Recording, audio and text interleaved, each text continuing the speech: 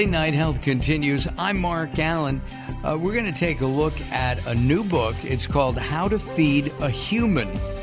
And the author is Dr. Robyn, along with her husband, Russ Bruzano. And Robyn's last name, we can say it, Odegaard, right?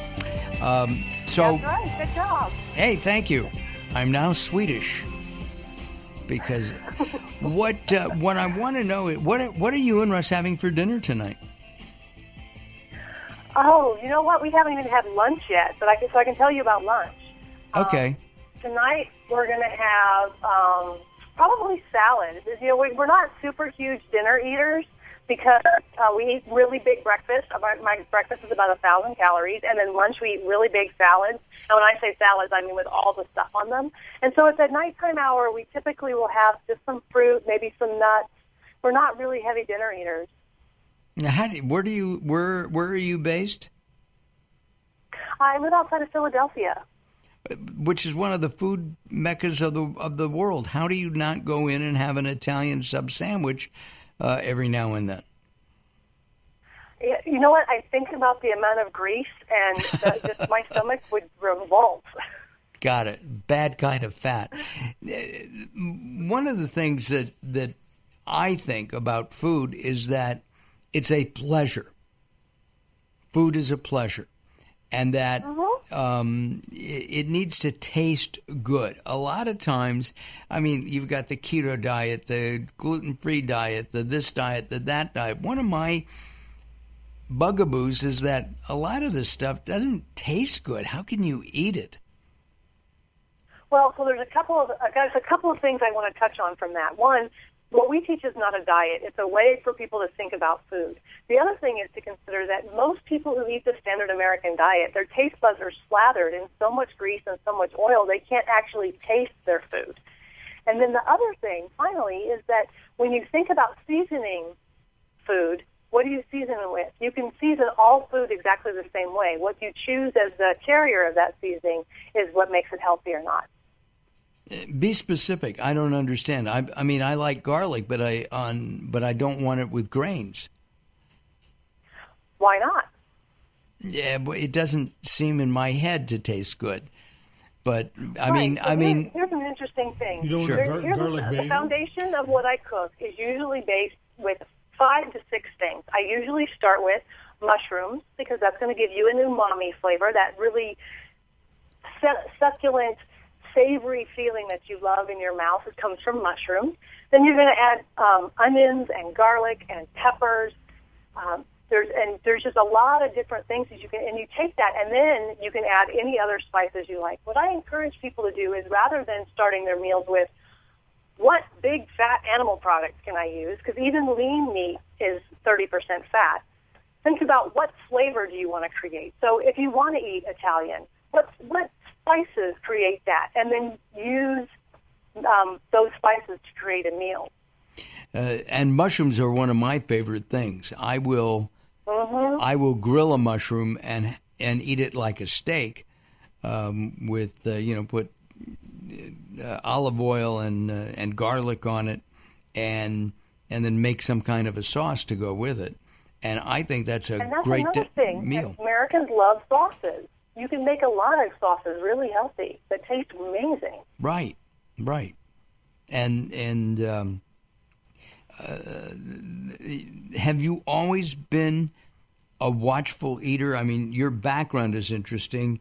Your husband was a competitive bodybuilder, and you I think you played volleyball?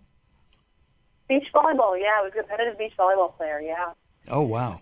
So I used to think I ate healthy, and I definitely, paid attention to what I ate, but I didn't actually go and study the nutrition until after I turned 40 and felt like my body was revolting on me. And I'm like, wait a minute, I'm still eating healthy. What's wrong with you? And that's when I had to go on a mission and start studying nutrition myself. Did you study nutrition in school, or did you do a self-study? So what I ended up doing was, I got my doctoral degree in psychology, and I used that. I worked in that, did sports psychology and high-performance psychology for a business for a long time. And then when I decided to study nutrition, it started because I went to my doctor and I said, I don't understand. I work out 5 days a week. I eat well. What's going on? And she said, yeah, there's nothing else you can do. You basically just have to accept that because you're over 40, you're going to get fatter. And I'm like, no, that is not how humans should be designed to be. We should not be designed to just get fat as we age. And so it started with me going and finding anything and everything I could read, the science, the books, taking online classes, anything I could find on nutrition. And then it culminated in me going to and studying at the Center for Nutrition Studies at Cornell and taking their 3-course series in nutrition. And so you do you combine your psychology background with your nutrition? All the time, because so much of the way that we eat is psychological. If you think about emotional eating, eating because of stress, Pavlovian eating, which a lot of people don't recognize that term, it's eating out of habit. You know, when you do certain things, you have to eat certain foods. Like we eat Thanksgiving is turkey. That's a Pavlovian response. It doesn't have to be. It's just what we do. Interesting. I know that I'm not even a big turkey person. Unless I like smoked turkey, and I do eat meat, but we try to limit it, right? We eat a lot of chicken, and I try to do vegetarian at least once, maybe twice a week at home. Eating out seems That's always a good direction. It is a good direction. But at the same time, eating out, and we've been eating out a lot because of we're just not at home right now, and so we're eating out, and it's a lot harder to do that. I mean, hitting a salad bar and you have all these greens and stuff. The problem is a lot of the greens are genetically modified, and so I don't like that. And then there's the dressings, and not only are they fatty, to me, a lot of salad bar dressings taste like poo-poo. Well, the interesting thing about restaurant food, and this is something when I talk about fake food, this is the way I like people to consider what fake food is. If the food you're eating is designed to make a company money, it's probably not designed with your health in mind. And that's true for restaurant food. It's true for anything packaged that you buy. It's designed to hit all your taste buds, and they're very good at combining salt, sugar, and fat in exactly the right combination to hit your bliss point, which is an actual thing, and it makes you crave that food, which is why sometimes you'll eat a restaurant food and you'll keep going back and eating the same thing. It's because it really hits your bliss point. So I do encourage people to try to eat at home as often as they can. Last night, you made a comment, and that is that if it's designed to make a company money, everybody needs to make money. So last night I bought a yam, an organic yam. I think it was about $1.50, compared to the non-organic yam, which was half the price.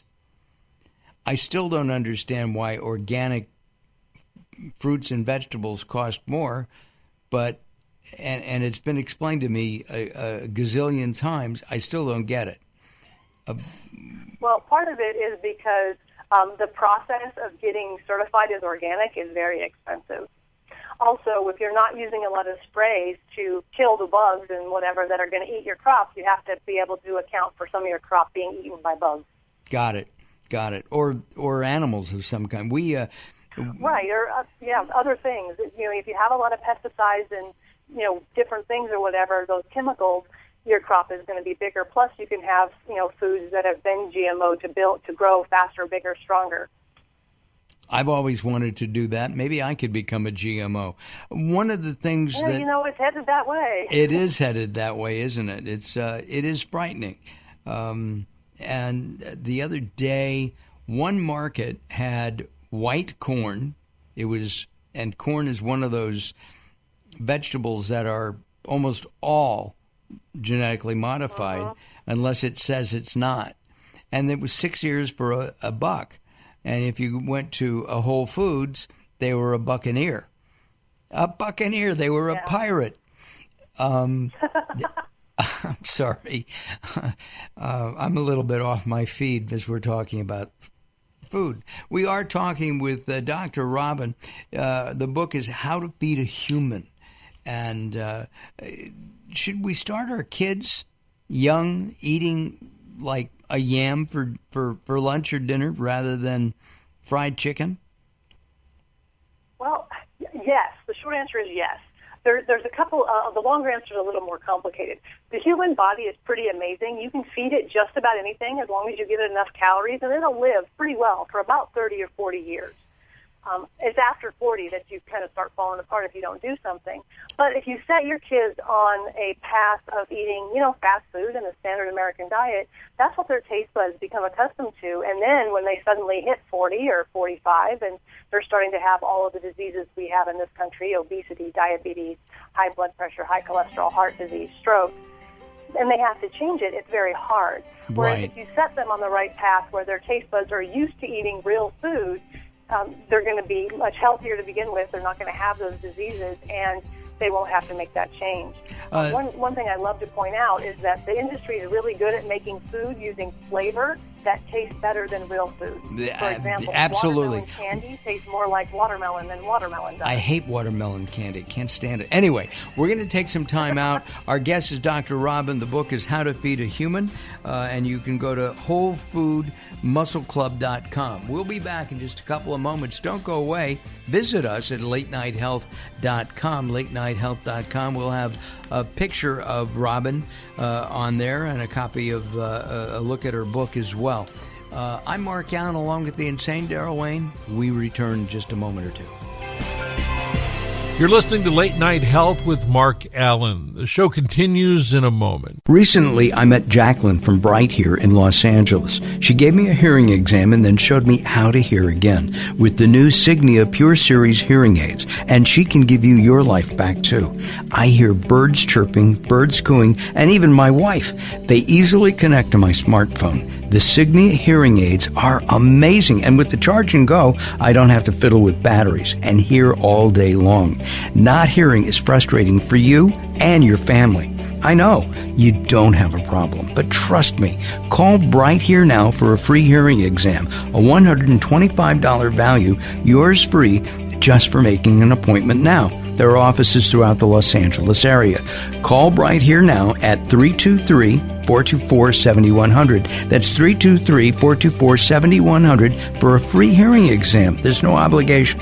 Call now, 323-424-7100, or visit them on the web at brighthere.com. If you're listening to Late Night Health right now, you're part of the growing target of baby boomers we're serving. Hi, I'm Daryl Wayne, producer of Late Night Health, inviting you to join the Late Night Health family. If you have any business targeting the growing boomer market, Late Night Health is the ideal advertising vehicle for you. From vitamins to insurance, alternative health to Western-style medicine, Late Night Health caters to the growing population of those over 40 years old. This vibrant demographic has expendable income to fight aging, purchase travel, take care of aging parents, or just have fun. Find out about the advertising opportunities with Late Night Health. Call us at 805-391-0308. That's 805-391-0308, or email us at info@latenighthealth.com. That's info@latenighthealth.com. Join Late Night Health as we empower people to take charge of their own health care. Call now at 805-391-0308. That's 805-391-0308.